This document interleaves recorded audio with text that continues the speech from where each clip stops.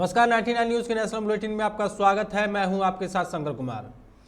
आज देश भर में शहादत दिवस मनाया जा रहा है। 23 मार्च 1931 को भगत सिंह, राजगुरु और सुखदेव को अंग्रेजों ने फांसी की सजा दे दी थी। महज 23 साल की उम्र में भगत सिंह अपने साथियों के साथ हंसते हंसते फांसी पर चढ़ गए थे। इस मौके पर देश आज अपने वीर सपूतों को श्रद्धांजलि दी जा रही है। गौरतलब है कि भगत सिंह, सुखदेव और राजगुरु को लाहौर षड्यंत्र मामले में मौत की सजा सुनाए जाने के बाद आज ही के दिन अंग्रेजी हुकूमत द्वारा फांसी पर लटका दिया गया था।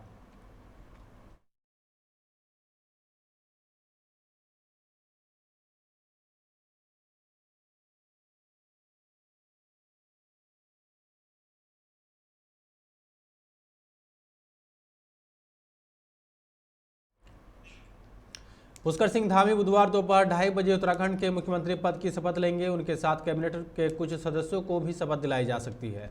शपथ ग्रहण समारोह देहरादून के परेड मैदान में होगा। समारोह में प्रधानमंत्री नरेंद्र मोदी, गृह मंत्री अमित शाह और रक्षा मंत्री राजनाथ सिंह सहित कई केंद्रीय नेता शामिल होंगे।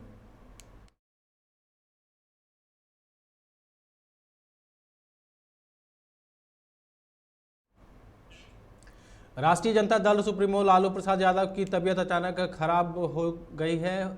उन्हें चिकित्सकों की सलाह पर अचानक रांची के रिम्स में एयर एम्बुलेंस से दिल्ली के अखिल भारतीय आयुर्विज्ञान संस्था भेजा गया है। लालू दिल्ली एम्स मंगलवार की रात में पहुंचे, लेकिन वहां मेडिकल जांच में चिकित्सकों ने उन्हें एम्स में भर्ती करने से मना कर दिया। उन्हें बुधवार की सुबह करीब 3:45 पर एम्स से छुट्टी दी गई थी। अब उन्हें वापस रांची के रिम्स अस्पताल में भेजा जाएगा।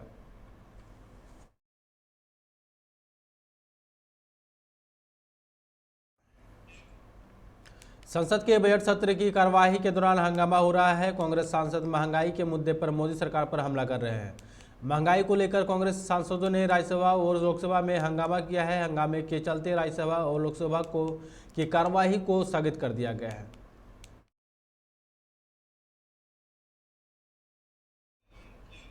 रूस और यूक्रेन की लड़ाई के कुछ सबसे बड़े कारणों में से एक उसका नाटो की तरफ झुकाव है। ये झुकाव ना तो रातों रात बना था और ना ही इसका सदस्य बनने को लेकर यूक्रेन कुछ दिनों या महीनों से ही कोशिश कर रहा था।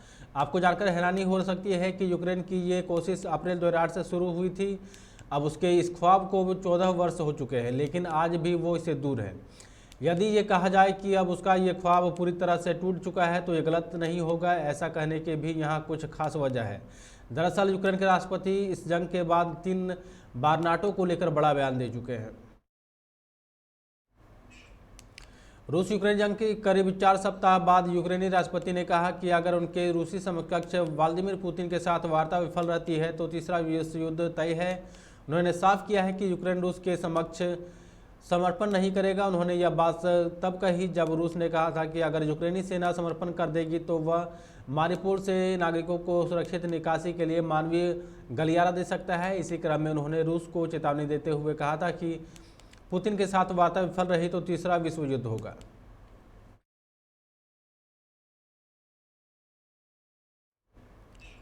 तेलंगाना की राजधानी हैदराबाद में दर्दनाक हादसा हुआ है। बुधवार सुबह भोईगोड़ा इलाके में एक कबाड़ के गोदाम में भीषण आग लग गई। आग में झुलसने के कारण 11 लोगों की मौत हो गई है। फिलहाल आग पर काबू पा लिया गया है।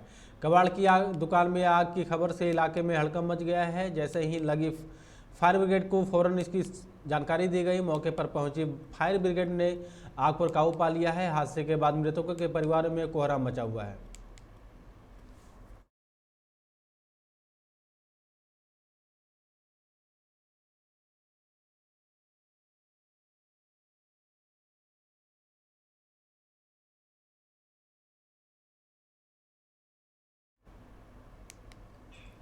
यूपी के कुशीनगर जिले के कसवा थाने के गांव कुड़वा दिलीप नगर के सिसई टोला में बुधवार की सुबह जहरीली टॉफी खाने से एक ही परिवार के 4 बच्चों की मौत हो गई। सुबह बच्चे सोकर उठे और घर के बाहर निकले तो उन्हें दरवाजे पर टॉफियां व सिक्के मिले।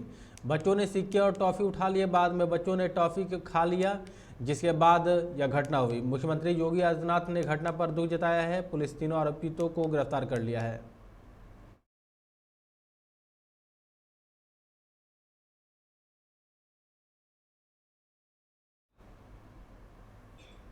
उत्तर प्रदेश में विधान परिषद की 36 सीट पर 9 अप्रैल को होने वाले चुनाव से पहले ही अप्रत्याशित परिणाम सामने आने लगे हैं। विधानसभा चुनाव 2022 में भारतीय जनता पार्टी को कड़ी टक्कर देने वाली समाजवादी पार्टी गठबंधन के प्रत्याशी विधान परिषद चुनाव में पांव पीछे खींचने लगे हैं। उत्तर प्रदेश विधान परिषद के चुनाव में 36 सीटों पर 9 अप्रैल को मतदान होना है। उससे पहले ही भाजपा के 3 प्रत्याशियों की जीत फाइनल हो गई है।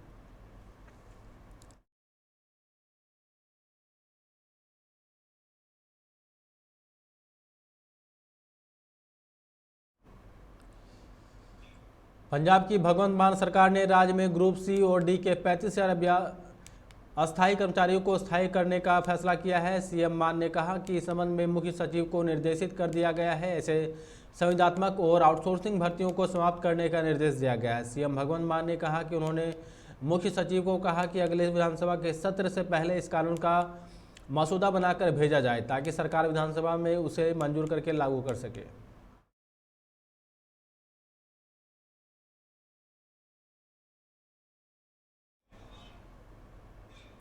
खबरों में फिलहाल इतना ही। आप देखते रहे 99 न्यूज़। नमस्कार।